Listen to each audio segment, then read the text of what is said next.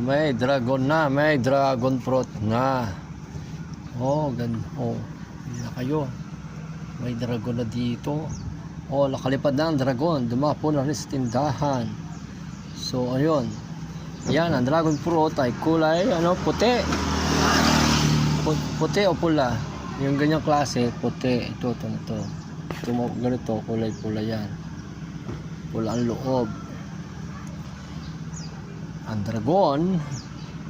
Ang dragon fruit or buwa naga ang tawag sa ibang bansa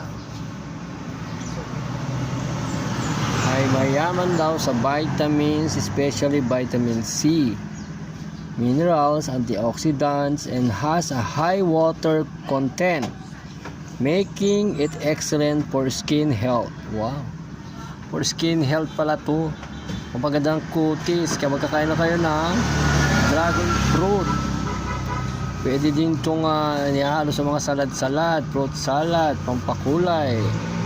At mayaman din ito sa collagen. Ang collagen ay nagpapaganda ng skin. More on skincare pala itong dragon fruit.